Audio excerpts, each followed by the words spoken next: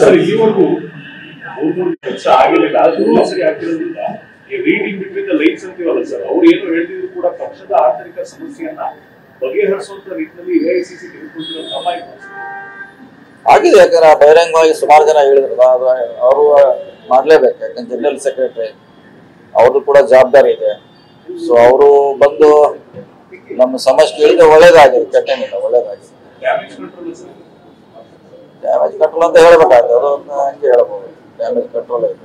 ಯಾಕಂದ್ರೆ ಮುಂದೆ cancer first stage ನಲ್ಲಿ ಆದ್ರೆ ಅದಕ್ಕೆ ಕಡಿಮೆ ಔಷಧಿ ಮಾತ್ರ ಇದೆ. 3rd ಸ್ಟೇಜ್ ಆದ್ರೆ 4th ಆದ್ರೆ ಕಷ್ಟ ಅಂತ. ಅದಕ್ಕೆ ಫಸ್ಟ್ ಸ್ಟೇಜ್ ನಲ್ಲಿ ಮಾಡೋದು ಒಳ್ಳೇದು. ಸರ್, ಇದು ಪಕ್ಷದ ಲೆವೆಲ್ನ ಕ್ಯಾನ್ಸರ್ ಮುನ್ಸೂಚನೆಯಿಂದ ಸರ್ಕಾರದ ಲೆವೆಲ್ ಕ್ಯಾನ್ಸರ್? ಸರ್ಕಾರ ಅಲ್ಲ, ಪಕ್ಷದಲ್ಲಿ ಅಸಮಾಧಾನ ಇತ್ತು, ಅವ್ರ ಕೆಲಸ ಆಗಿಲ್ಲ ಅಂತ.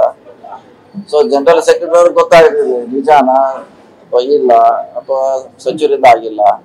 ಸೊ ಒಳ್ಳೆ ಬೆಳವಣಿಗೆ ಪಕ್ಷದ ಹಿತದೃಷ್ಟಿಯಿಂದ ನಡೆಸ್ತಾರ ಅಂತ ಒಂದು ಸಭೆ ಸರ್.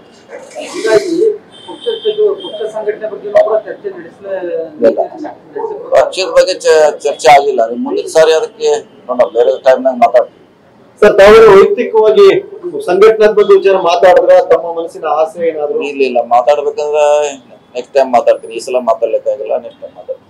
ಡೆಲ್ಲಿಲೇ ಸೂಕ್ತನಾ ಸರ್?